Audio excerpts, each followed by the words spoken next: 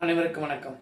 ஐந்து கரத்தனை ஆனை முகத்தனை இன்றின் இளம்பிரை போல மேய்ச்சினை நந்தி மகந்தனை ஞான கொள்ந்தினை புந்தியில் வைத்தடி போற்றுகின்றேன். குரு பிரம்மா குரு விஷ்ணு குருதேவா மகேஸ்வரா குரு சாஷாத் பரபிரம்மா தஸ்மை ஸ்ரீ குருவே நமோ நமக. இதுவரை யாரெல்லாம் குருவாக இருந்தார்களோ அவர்களின் ஒரு பாதங்கள் தொட்டு வணங்கி இன்னைக்கு ஒரு பதிவு. இன்னைக்கு நம்ம பார்க்க போற பதிவு சந்திராஷ்டமம். சந்திராஷ்டமம் இதுவரைக்கும் நம்ம பார்த்தோம்னா எல்லாரையும் பயமுறுத்துகிறது, எல்லாரும் பயந்துகிட்டு இருக்கோம். சந்திராஷ்டம நாட்கள்ல அவயோகங்கள் மட்டும்தான் நடக்குமா அப்படின்னு பார்த்தா திடீர் அதிர்ஷ்டங்களும் நடக்கும். நம்மளுடைய ராசிக்கு 8ஆம் பாவத்தில் சந்திரன் சஞ்சரிக்கக்கூடிய காலங்கள் நமக்கு சந்திராஷ்டமம் அப்படின்னு சொல்லப்படுகிறது. பொதுவாகவே சந்திராஷ்டமம் நம்மளுடைய ஜென்ம நட்சத்திரத்துக்கு 17வது நட்சத்திரத்தில் சந்திரன் போகக்கூடிய நாட்கள் நமக்கு சந்திராஷ்டமம். கேலண்டர் எல்லாம் போட்டிருப்பாங்க, பொதுவாக 2 நட்சத்திரம் போடுவாங்க, இந்த நட்சத்திரங்களுக்கு சந்திராஷ்டமம் வரக்கூடிய நாட்கள். அப்ப இந்த அமைப்புகள் இருக்கக்கூடிய அமைப்புல நாம ஃபில்டர் பண்ணி எடுக்கணும் அப்படின்னு பார்த்தோம்னா ஒரு நாள் நமக்கு முழுவதுமாக சந்திராஷ்டமம் வரும். ஒரு வருடத்துக்கு 12 அல்லது 13 சந்திராஷ்டமங்கள் வருவதற்கான அமைப்புகள். இதுல மேக்சிமம் ஒரு 4லிருந்து 5 சந்திராஷ்டமம் நமக்கு 4 கேரண்டியா நமக்கு நல்ல பலன்களை செய்யக்கூடிய அமைப்புல சந்திராஷ்டமம் வரும். அது என்ன அப்படின்னு பார்த்தோம்னா சந்திரன் ஒளி அமைப்பில் போகும்போது நமக்கு நல்ல பலன்களை செய்யக்கூடிய அமைப்பையும், ஒளி இழந்த அமைப்புல சந்திராஷ்டமம் வரக்கூடிய நாட்கள்ல கெடுபலன்கள் நடக்கக்கூடிய அமைப்புலையும் நமக்கு இருக்கும். இந்த மாதிரி அமைப்புகளில் இருக்கக்கூடிய அமைப்பு நம்ம சரியா அந்த நாட்களை ஃபாலோ பண்ணி ஒரு சுப விஷயங்களை செய்கிறோம், சுப விஷயங்கள் செய்யாமல் இருக்கோம் அப்படின்ற மாதிரி அமைப்புல இருந்தால் சந்திராஷ்டமம் நமக்கு அபரிவிதமான பலன்களை வாரி வழங்கும். பொதுவாகவே ஒருத்தருக்கு மேச ராசியில் நீங்க பிறக்கிறீங்க அப்படின்னு பாத்தீங்கன்னா சித்திரை வைகாசி ஆனி இந்த 3 மாதமும் வரக்கூடிய சந்திராஷ்டமம் உங்களுக்கு யோகங்களை செய்யும். ஏன்னா அங்கே சந்திரன் ஒளி அமைப்பில் இருப்பார்.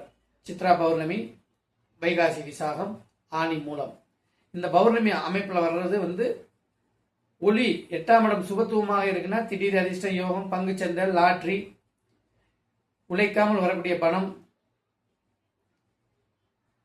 வாரிசு இல்லாத சொத்துக்கள், இந்த மாதிரி அமைப்புகள்லாம் சேரக்கூடிய அமைப்புகள் அந்த அமைப்புகளை செய்யும். இப்ப இந்த மேசராசிக்காரர்களுக்கு எப்ப கெடுபலன்கள் அதிகமாக நடக்கும் அப்படின்னு நம்ம பார்த்தோம்னா ஐப்பசி, கார்த்திகை, மார்கழி. ஏன்னா அங்கே அமாவாசை அமைப்புல ஒளி இழந்த அமைப்புல இருப்பார் சந்திரன். அப்ப இந்த அமைப்புல அந்த காலகட்டங்கள்ல மன அமைதி இல்லாத அமைப்புகள், விபத்து, கண்டம், இந்த மாதிரி சிக்கல்கள் எல்லாம் கொடுக்கக்கூடிய ஒரு அமைப்பை கொடுத்துரும்.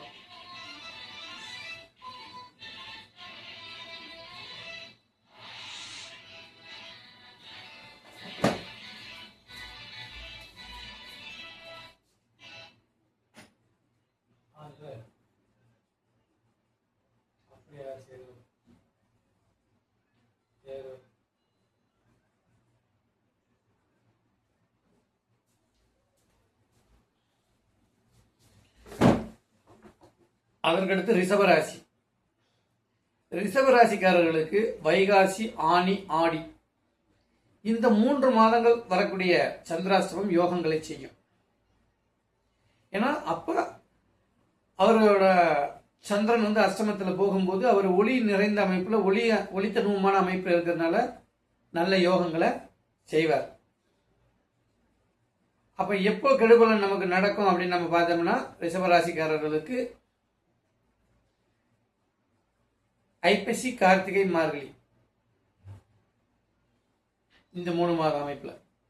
ஏன்னா அப்ப அமாவாசை அமைப்புல நமக்கு சந்திராஷ்டமம் வரும். அப்ப இந்த மாதிரி ஒவ்வொரு ராசிக்கும் ஒவ்வொரு காலகட்டங்கள் வரக்கூடிய அமைப்புல நாம சந்திராஷ்டமங்களை சரியாக பயன்படுத்திக்கலாம். அதுக்கப்புறம் மிதுனம். மிதுனத்திற்கு வைகாசி, ஆனி, ஆடி, ஆவணியில வரக்கூடிய வைகாசி, ஆனி, ஆடி இந்த 3 மாதங்கள் வரக்கூடிய சந்திராஷ்டம நாட்கள் நல்ல பலன்களை செய்யும். ஏன்னா அவர் 8ல் ஒளிபருந்தி அமைப்பில் இருக்கும்போது தனவாக்கு ஸ்தானமான 2ஆம் இடத்து சந்திரன் ஒளிபருந்தி அமைப்பில் பார்வையிடுவார். அப்போ பொருளாதார முன்னேற்றம், வருமானம் அதிகரிக்கும், திடீர் அதிர்ஷ்டம், இந்த மாதிரி அமைப்புகளை மிதுன ராசிக்காரங்களுக்கு கொடுப்பாங்க. அடுத்து கடகம். கடகராசிக்காரர்களுக்கு ஆனி, ஆடி, ஆவணி இந்த 3 மாதம் வரக்கூடிய சந்திராஷ்டம நாட்கள் நல்ல பலன்கள் செய்யக்கூடிய அமைப்பில் இருக்கும். அதே மாதிரி மார்கழி, தை, மாசி இந்த 3 மாதம் வரக்கூடிய சந்திராஷ்டமம் சிக்கல்களை கொடுக்கக்கூடிய அமைப்பு, தடைகளை, தொழிலில் தடை, வேலைகளில் தடை, தேவையில்லாத பிரச்சனைகள், வாய் சண்டை, தகராறு, இந்த மாதிரி அமைப்புகளை கொடுக்கும். அடுத்து ஆவணி. ஆவணி மாதத்திற்கு சிம்ம ராசிக்கு ஆடி, ஆவணி, புரட்டாசியில் வரக்கூடிய சந்திராஷ்டம நாட்கள் யோகங்களை செய்யக்கூடிய அமைப்பில் இருக்கும். அதே மாதிரி தை, மாசி, பங்குனி இந்த மாதங்களில் வரக்கூடிய சந்திராஷ்டமம் கெடுபலன்கள் செய்யக்கூடிய அமைப்பில் இருக்கும். மற்ற மாதங்களில் வரக்கூடிய அமைப்பில் சந்திரனோட ஒளித்தன்மையில் கூடுதலாகவோ குறைவாகவோ இருக்கக்கூடிய ஒரு அமைப்பை மத்தியமமாக அது செயல்படும். பொதுவாகவே சந்திராஷ்டமம்ன்றது ஒரு நாளில் கரெக்டாக 6 மணி நேரம் தான். நாம் எந்த நட்சத்திரத்தில் பிறந்துறோமோ அந்த நட்சத்திரத்தில் 17வது நட்சத்திரம் எந்த பாகையில் பொதுவாக ஒருத்தர் வந்து மேசராசி அஸ்வினி நட்சத்திரத்தில் பிறந்திருக்காருன்னா அதற்கு நேர் 17வது நட்சத்திரத்தில் எத்தனாவது பாகையில் சந்திரன் போறாரோ அந்த 6 மணி நேரம் மட்டும்தான் நமக்கு சந்திராஷ்டமாக செயல்படும். அது எல்லாருக்கும் சரியாக நம்ம கால்குலேஷன் பண்ண முடியாது இல்லையா? அப்போ இந்த மட்டும் நம்ம சரியாக ஃபாலோ பண்ணிக்கிட்டோம்னாலே போதும். அதே மாதிரி கன்னிராசிக்காரர்களுக்கு ஆவணி, புரட்டாசி, ஐப்பசியில் வரக்கூடிய சந்திராஷ்டம நாட்கள் யோகங்களை கொடுப்பதாகவும், மாசி, பங்குனி, சித்திரையில் வரக்கூடிய சந்திராஷ்டமம் கெடுபலன்கள் செய்யக்கூடிய அமைப்பிலையும் இருக்கும். அதே மாதிரி துலா ராசிக்காரர்களுக்கு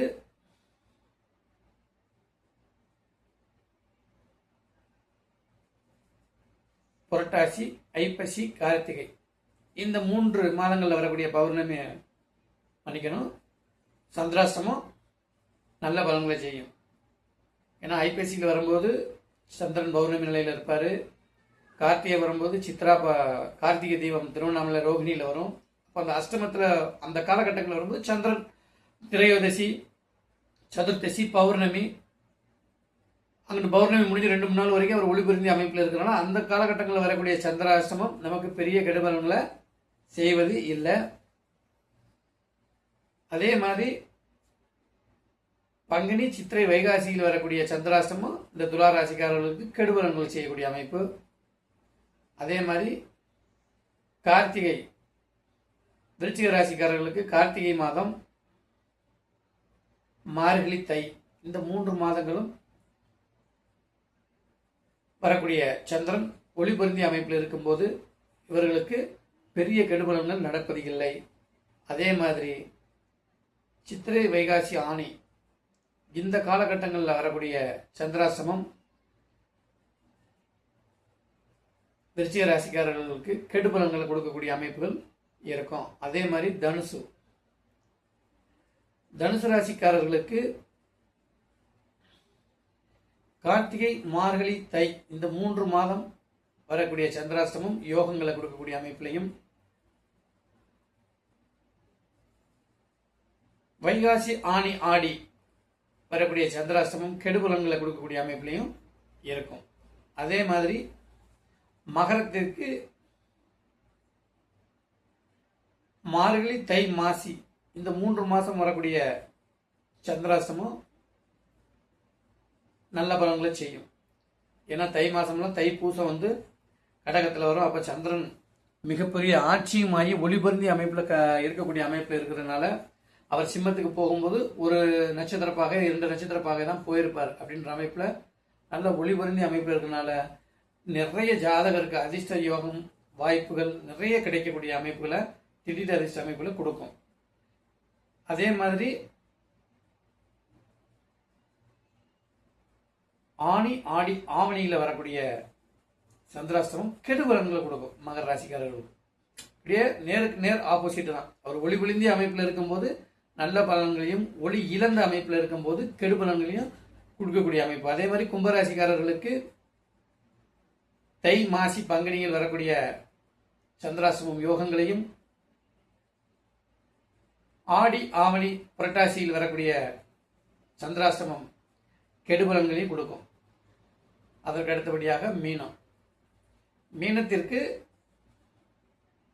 மாசி பங்குனி சித்திரையில் வரக்கூடிய சந்திராஷ்டமம் யோகங்களையும்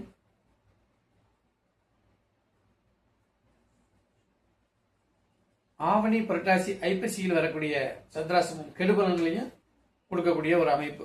அப்போ இதை நம்ம சரியாக கால்குலேஷன் பண்ணி ஒரு பேப்பரில் வச்சு எழுதி வச்சுக்கிட்டோம்னாலே இந்த காலகட்டங்களில் நம்ம எந்த மாதிரி விஷயங்களை செய்யலாம் அப்படின்ற மாதிரி அமைப்புகளை செய்யும்போது நமக்கு நிறைய நல்வாய்ப்புகளை இந்த சந்திராஷ்டமம் கொடுக்கும்.